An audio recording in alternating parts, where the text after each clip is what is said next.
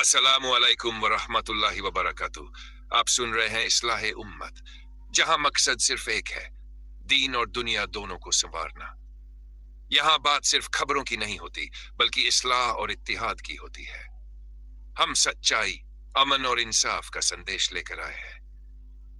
आज की खबरों में हम बात करेंगे वाराणसी में दुकानदारों के साथ क्या हो रहा है, तेलंगाना में मुस्लिम प्रतिनिधित्व की खबर, हैदराबाद के उपचुनाव, गजा से वापस किए गए शवों की दर्दनाक खबर, सूडान में कत्लेआम की रिपोर्ट और दुनिया भर में उम्मत से जुड़ी अहम खबरें।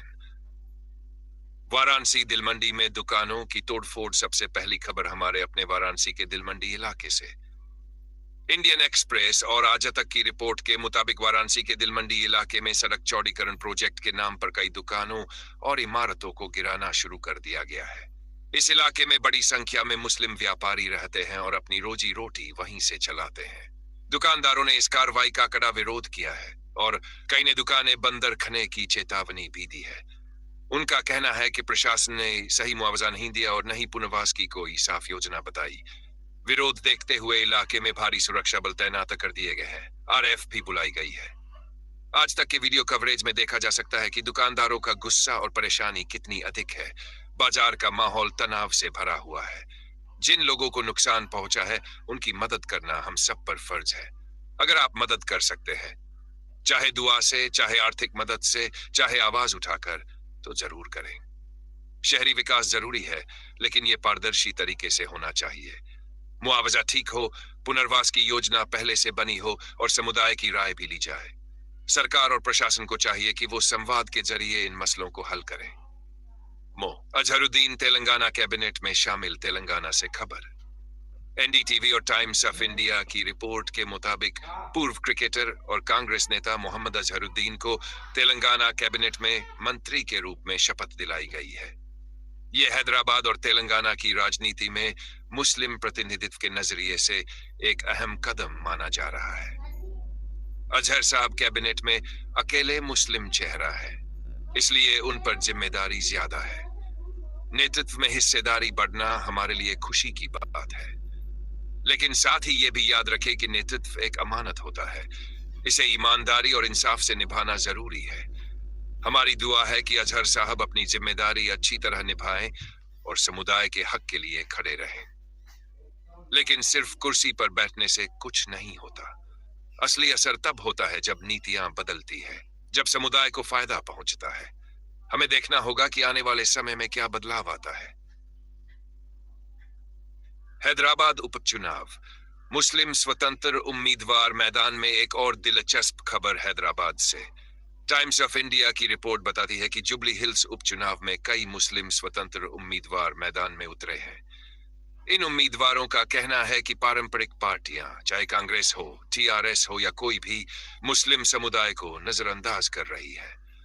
वो हमें सिर्फ वोट बैंक समझती है, हमारी बात नहीं सुनती।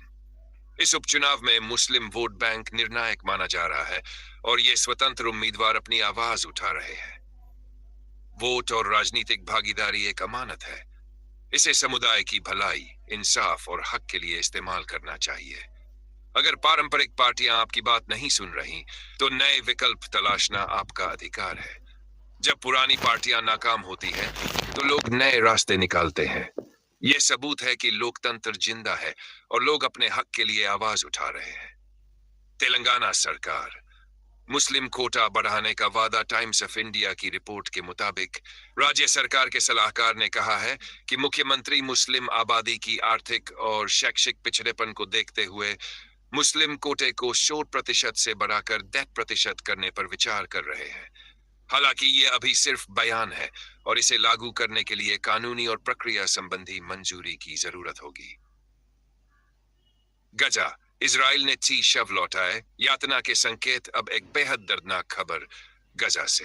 अल जजीरा। फ्रांस डीसर्स और एपी की रिपोर्ट के मुताबिक इजराइल ने एक समझौते के तहत गजा को फिलिस्तीनी शव सौंपे हैं, लेकिन जब इन शवों की जांच की गई तो शवों पर जख्म और यातना के स्पष्ट निशान पाए गए। स्थानीय मेडिकल स्टाफ और राहत कर्मियों ने इसकी पुष्टि की है। यह मुद्दा अंतर्राष्ट्रीय स्तर पर मानवीय और कानूनी जांच की मांग को और मजबूत करता है।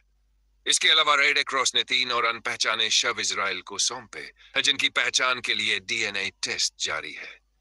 जुल्म और यातना के खिलाफ आवाज उठाना हमारा फर्ज है। हमें परिवारों के लिए दुआ करनी चाहिए और उनके लिए इंसाफ की मांग करनी चाहिए। सूडान, फाशेर में सामूहिक हत्याएं और स्वास्थ्य का संकट अब सूडान की ओर ध्यान देते हैं। गार्डियन, अल जजीरा और एबीसी न्यूज की रिपोर्ट बताती है कि दारफुर के फाशेर इलाके में बड़े पैमाने पर हत्याओं की खबरें आ रही है। सैटेलाइट तस्वीरों, वीडियो और शरणार्थियों के बयानों से पता चलता है कि वहां नरसंहार जैसे हालात हैं। सड़कों पर लाशें पड़ी हैं, लोग भाग रहे हैं। इसके अलावा डब्ल्यूएचओ और अन्य एजेंसियों ने चेतावनी दी है कि अस्पतालों पर हमले हो रहे हैं और स्वास्थ्य सेवाएं पूरी तरह बंद हो गई है। मरीजों को इलाज नहीं मिल रहा, दवाइयां नहीं है, डॉक्टर भी खतरे में है। मासूमों की रक्षा और बेघर लोगों की मदद करना हर मुसलमान पर फर्ज है। जितना हो सके दान और राहत का काम करना चाहिए। सूडान के भाइयों बहनों के लिए दुआ करें और अगर किसी तरह हम मदद पहुंचा सकते हैं तो जरूर करें।